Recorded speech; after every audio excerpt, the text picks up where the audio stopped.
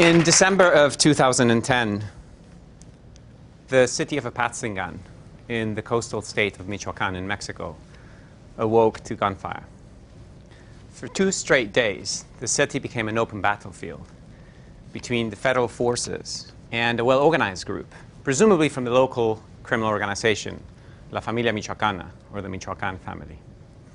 The citizens didn't only experience incessant gunfire, but also explosions and burning trucks used as barricades across the city. So truly like a battlefield.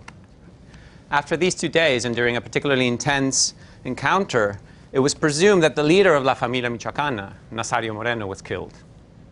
In response to this terrifying violence, the mayor of Apatzingán decided to call the citizens to a march for peace. The idea was to ask for a softer approach to criminal activity in the state. And so, the day of the scheduled procession, thousands of people showed up. As the mayor was preparing to deliver the speech starting the march, his team noticed that while half of the participants were appropriately dressed in white and bearing banners asking for peace, the other half was actually marching in support of the criminal organization and its now presumed defunct leader. Shocked, the mayor decided to step aside rather than participate or lead a procession that was ostensibly in support of organized crime. And so his team stepped aside. The 2 marches joined together, and they continued their path towards the state capital. This story of horrific violence, followed by a fumbled approach by federal and local authorities as they try to engage civil society, who has been very well engaged by a criminal organization, is a perfect metaphor for what's happening in Mexico today, where we see that our current understanding of drug violence and what leads to it is probably at the very least incomplete. If you decided to spend 30 minutes trying to figure out what's going on with drug violence in Mexico by, say, just researching online, the first thing that you would find out is that while the laws state that all Mexican citizens are equal, there are some that are more and there are some that are much less equal than others. Because you will quickly find out that in the past 6 years, anywhere between 60 and 100,000 people have lost their lives in drug-related violence. To put these numbers in perspective, this is 8 times larger than the number of casualties in the Iraq and Afghanistan wars combined. It's also shockingly close to the number of people who have died in the Syrian civil war, which is an active civil war. This is happening just south of the border. Now, as you're reading, however, you will be maybe surprised that you'll quickly become numb to the numbers of death, because you will see that these are sort of abstract numbers of faceless, nameless, dead people. Implicitly or explicitly, there is a narrative that all the people who are dying were somehow involved in the drug trade. And we infer this because they were either tortured or executed in a professional manner, or most likely both. And so clearly they were criminals because of the way they died.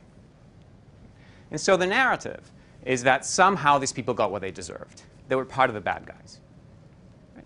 And that creates some form of comfort for a lot of people. However, while it's easier to think of us, the citizens, the police, the army, as the good guys, and them, the narcos, the rteles, as the bad guys, if you think about it, the latter are only providing a service to the former. Whether we like it or not, the US is the largest market for illegal substances in the world, accounting for more than half of global demand. It shares thousands of miles of border with Mexico that is only route of access from the south. And so, as the former dictator of Mexico, Porfirio Diaz, used to say, poor Mexico, so far from God and so close to the United States. The UN estimates that there are 55 million users of illegal drugs in the United States. Using very, very conservative assumptions, this yields a yearly drug market on the retail side of anywhere between $30 and $150 billion. If we assume that the narcos only have access to the wholesale part, which we know is false, that still leaves you with yearly revenues of anywhere between $15 billion and $60 billion. To put these numbers in perspective, Microsoft has yearly revenues of $60 billion. And it so happens that this is a product that, because of its nature, a business model to address this market requires you to guarantee to your producers that their product will be reliably placed in the markets where it's consumed. And the only way to do this, because it's illegal, is to have absolute control of the geographic corridors that are used to transport drugs. Hence, the violence. If you look at a map of cartel influence and violence, you will see that it almost perfectly aligns with the most efficient routes of transportation from the south to the north. The only thing that the cartels are doing is they're trying to protect their business. It's not only a multi-billion-dollar market, but it's also a complex one, right? For example, the coca plant is a fragile plant that can only grow in certain latitudes. Right? And so this means that a business model to address this market requires you to have decentralized international production that, by the way, needs to have good quality control, because people need a good high that is not going to kill them and that is going to be delivered to them when they need it. And so that means that you need to secure production and quality control in the south, and you need to ensure that you have efficient and effective distribution channels in the markets where these drugs are consumed. I urge you, but only a little bit, because I don't want to get you in trouble, to just ask around and see how difficult it would be to get whatever drug you want, wherever you want it, whenever you want it, anywhere in the US. And some of you may be surprised to know that there are many dealers that offer a service where if you send them a text message, they guarantee delivery of the drug in 30 minutes or less. Think about this for a second. Think about the complexity of the distribution network that I just described. It's very difficult to reconcile this with the image of faceless, ignorant goons that are just shooting each other. Very difficult to reconcile. Now, as a business professor, and as any business professor will tell you, an effective organization requires an integrated strategy that includes a good organizational structure, good incentives, a solid identity, and good brand management. This leads me to the second thing that you would learn in your 30-minute exploration of drug violence in Mexico. Because you would quickly realize, and maybe be confused by the fact, that there are three organizations that are constantly sort of named in the articles. You will hear about Los Zetas, the Knights Templar, which is the new brand for the Familia Michoacana that I spoke about at the beginning, and the Sinaloa Federation. You will read that Los Zetas is this assortment of sociopaths that terrify the cities that they enter, and they silence the press. And this is somewhat true, or mostly true. But this is the result of a very careful branding and business strategy. You see, Los Zetas, it's not just this random assortment of individuals, but was actually created by another criminal organization, the Gulf Cartel, that used to control the eastern corridor of Mexico. When that corridor became contested, they decided that they wanted to recruit a professional enforcement arm. So they recruited Los Zetas, an entire unit of elite paratroopers from the Mexican army. They were incredibly effective as enforcers for the Gulf Cartel, so much so that at some point they decided to just take over the operations, which is why I ask you to never keep tigers as pets, because they grow up. Because the Zetas organization was founded in treason, they lost some of the linkages to the production and distribution in the most profitable markets like cocaine. But what they did have, and this is again based on their military origin, was a perfectly structured chain of command with a very clear hierarchy, a very clear promotion path that allowed them to supervise and operate across many, many markets very effectively, which is the essence of what a chain of command seeks to do. Right? And so because they didn't have access to the more profitable drug markets, this pushed them and gave them the opportunity to diversify into other forms of crime. That includes kidnapping, prostitution, local drug dealing, and human trafficking, including of migrants that go from the south to the US. So what they currently run is truly, and quite literally, a franchise business. They focus most of the recruiting on the army, and they very openly advertise for better salaries, better benefits, better promotion paths, not to mention much better food than what the army can deliver. The way they operate is that when they arrive in a locality, they let people know that they're there, and they go to the most powerful local gang and they say, I offer you to be the local representative of the Zeta brand. If they agree, and you don't want to know what happens if they don't, they train them and they supervise them on how to run the most efficient criminal operation for that town in exchange for royalties. This kind of business model obviously depends entirely on having a very effective brand of fear. And so Los Zetas carefully stage acts of violence that are spectacular in nature, especially when they arrive first at a city. But again, that's just a brand strategy. I'm not saying they're not violent, but what I am saying is that even though you will read that they're the most violent of all, when you count, when you do the body count, they're actually all the same. In contrast to them, the Knights Templar that arose in Michoacán emerged in reaction to the incursion of the Zetas into the state of Michoacán.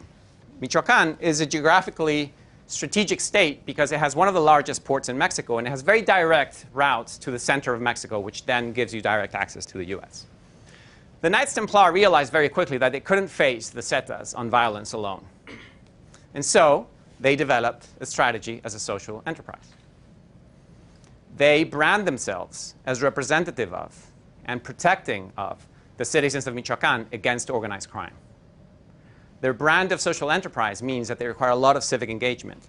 So they invest heavily in providing local services, like dealing with home violence, going after petty criminals, treating addicts, and keeping drugs out of the local markets where they are. And, of course, protecting people from other criminal organizations. Now, they kill a lot of people, too. But when they kill them, they provide very careful narratives and descriptions for why they did them through newspaper insertions, YouTube videos, and billboards that explain that the people who were killed because they represented a threat, not to us as an organization, of course, but to you as citizens. And so we're actually here to protect you. They, as social enterprises do, have created a moral and ethical code that they advertise around. And they have very strict recruiting practices. And here you have the types of explanations that they provide for some of their actions. They have actually retained access to the profitable drug trade. But the way they do it is because they control all of Michoacán and they control the port of Lázaro Cárdenas, they leverage that to, for example, trade copper from Michoacán that is legally created and legally extracted with illegal ephedrine from China, which is a critical precursor for methamphetamines that they produce, and then they have partnerships with larger organizations like the Sinaloa Federation that place their product in the US. Finally, the Sinaloa Federation, when you read about them, you will often read about them with an undertone of reverence and admiration because they are the most integrated and the largest of all Mexican organizations, and many people argue the world. They started as just sort of a transport organization that specialized in smuggling between the US and the Mexican borders. But now they have grown into a truly integrated multinational that has partnerships in production in the South and partnerships in global distribution across the planet. They have cultivated a brand of professionalism, business acumen, and innovation. They have designed new drug products and new drug processes. They have designed narco tunnels that go across the border. And you can see that these are not the Shawshank Redemption types. They have invented narco submarines and boats that are not detected by radar. They have invented drones to transport drugs, catapults, you name it. One of the leaders of the Sinaloa Federation actually made it to the Forbes list. Like any multinational would, they have specialized and focused only in the most profitable part of the business, which is high-margin drugs like cocaine, heroin, methamphetamines. Like any traditional Latin American multinational would, the way they control their operations is through family ties. When they're entering a new market, they send a family member to supervise it. Or if they're partnering with a new organization, they create a family tie, either through marriages or other types of ties. Like any other multinational would, they protect their brand by outsourcing the more questionable parts of the business model. Like, for example, when they have to engage in violence against other criminal organizations, they recruit gangs and other smaller players to do the dirty work for them. And they try to separate their operations and their violence and be very discreet about this. To further strengthen their brand, they actually have professional PR firms that shape how the press talks about them. They have professional videographers on staff. They have incredibly productive ties with the security organizations on both sides of the border. And so, differences aside, what these three organizations share is, on the one hand, a very clear understanding that institutions cannot be imposed from the top, but rather they are built from the bottom up, one interaction at a time. They have created extremely coherent structures that they use to show the inconsistencies in government policies. And so what I want you to remember from this talk are three things. The first one is that drug violence is actually the result of a huge market demand and an institutional setup that forces the servicing of this market to necessitate violence to guarantee delivery routes.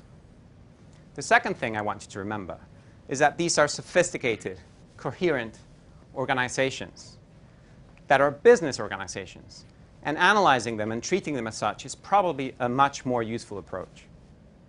The third thing I want you to remember is that even though we're more comfortable with this idea of them, a set of bad guys separated from us, we are actually accomplices to them, either through our direct consumption or through our acceptance of the inconsistency between our policies of prohibition and our actual behavior of tolerance or even encouragement of consumption. These organizations service, recruit from, and operate within our communities. So necessarily, they're much more integrated within them than we are comfortable acknowledging. And so, to me, the question is not whether these dynamics will continue the way they have. We see that the nature of this phenomenon guarantees that they will. The question is whether we are willing to continue our support of a failed strategy based on our stubborn, blissful, voluntary ignorance at the cost of the deaths of thousands of our young. Thank you.